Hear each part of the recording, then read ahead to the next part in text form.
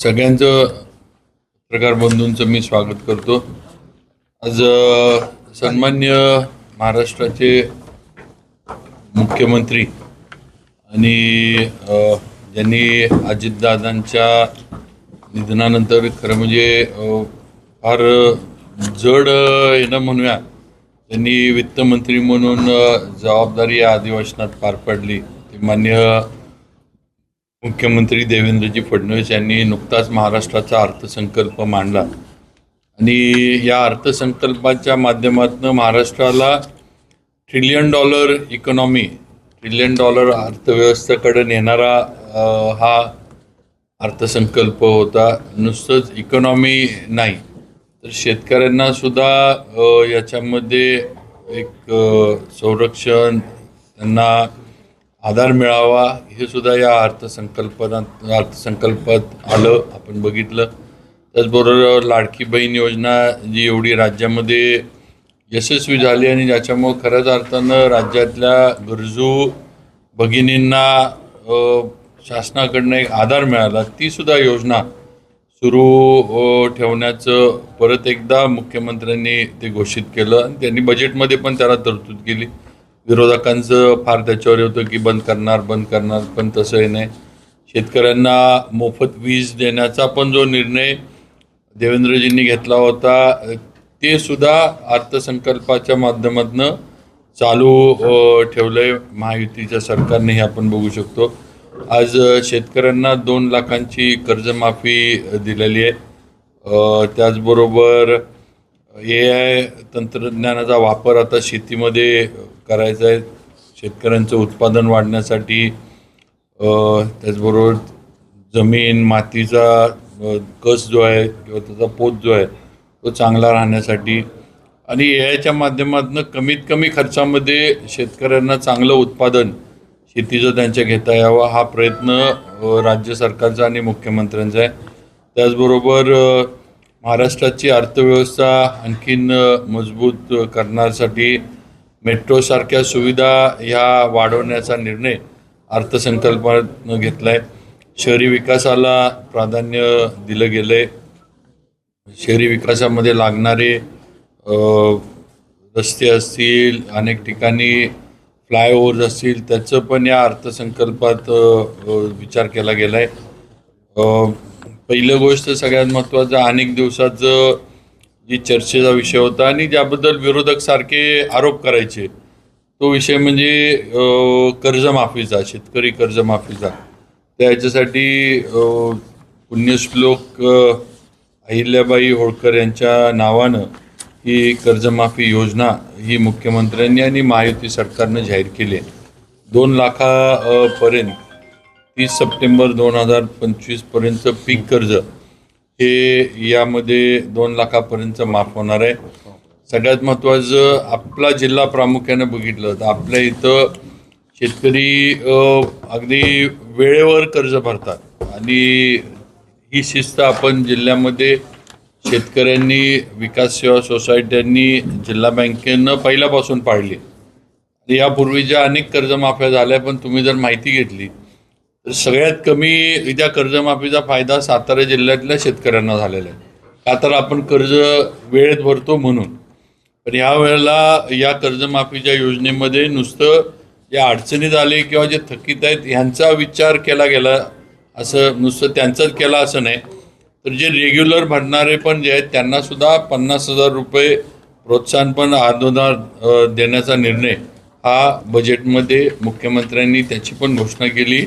ही बाब तसं आपल्या जिल्ह्याला जास्त फायदेशीर आहे किंवा आपल्या शेतकऱ्यांना जास्त फायदेशीर आहे आणि ही कर्जमाफी देताना त्याला जे असतील ते निकष वगैरे येतीलच, कारण शेवटी निकष प्रत्येकाला लावायला लागतात निकष, आणि थेट ही कर्जमाफी शेतकऱ्यांना मिळावी या दृष्टीनं मुख्यमंत्र्यांचा निर्णय आहे किंवा त्यांचा प्रयत्न आहे।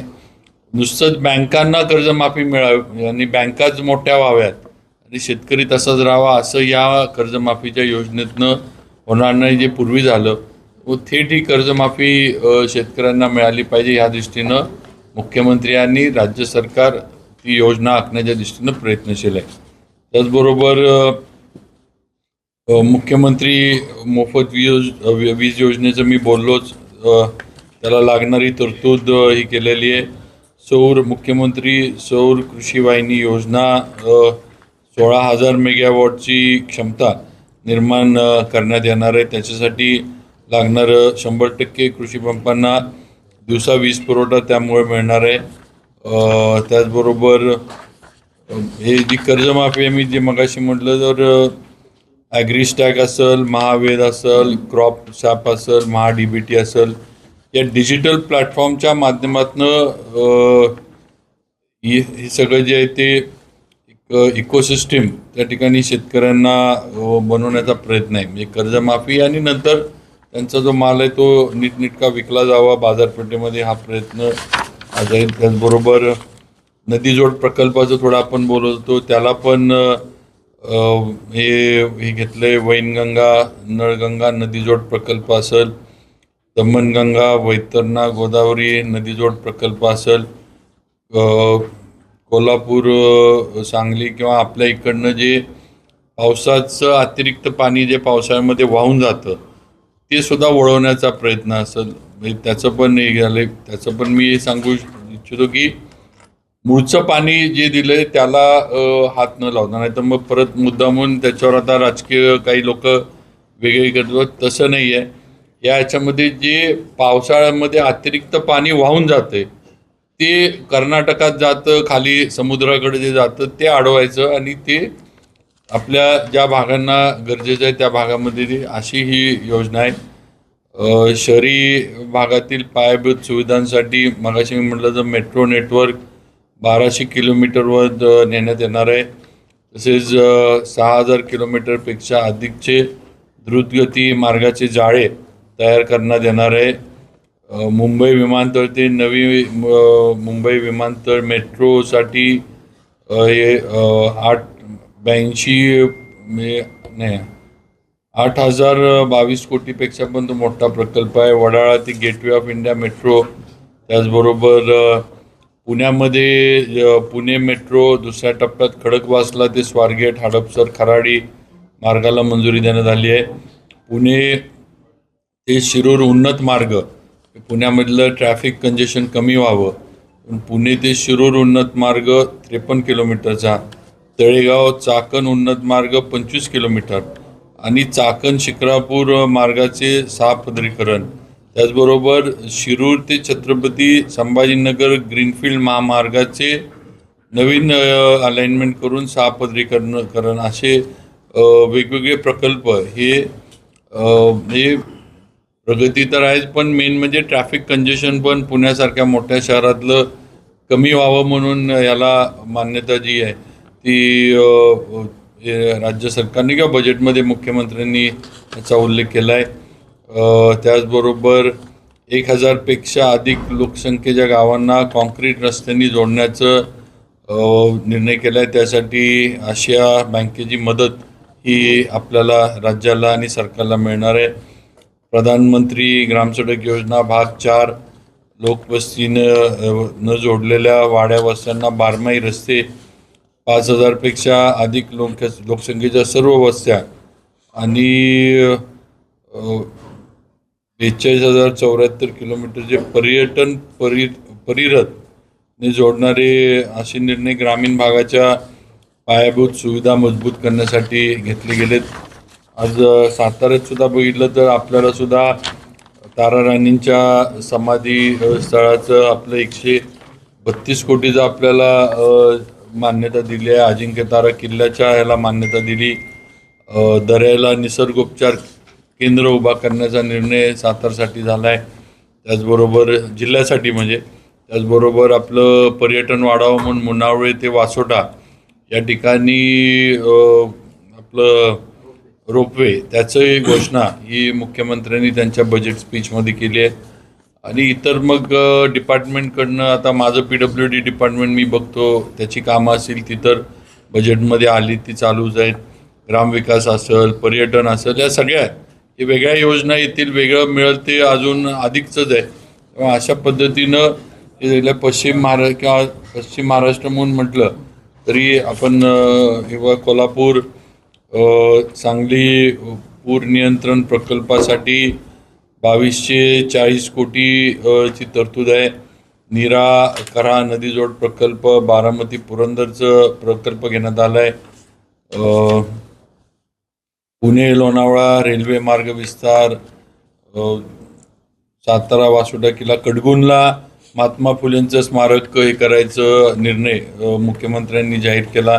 नायगावच्या सावित्रीबाई फुलेंच्या स्मारकाचा निर्णय जाहीर केला. असे अनेक काही कोकणातलं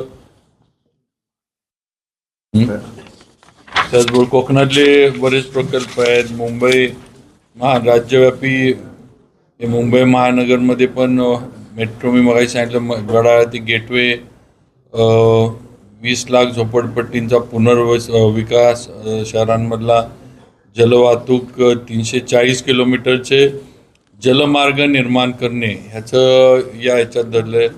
अटल सेतू परिसरात 3री मुंबई उभा करण्याचं नियोजन हे शासनाच्या वतीने चालू आहे.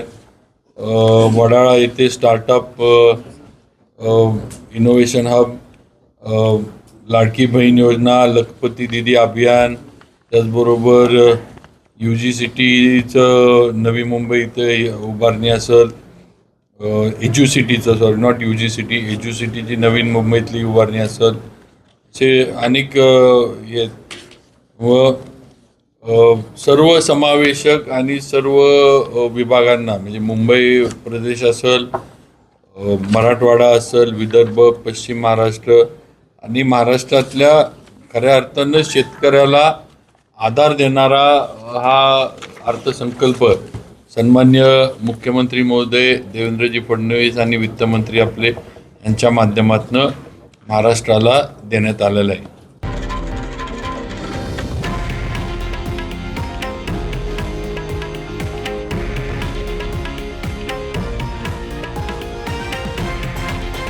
हे आहे देशातील नंबर 1 न्यूज नेटवर्क आणि आपण पाहत आहात TV9 मराठी, एकमेव.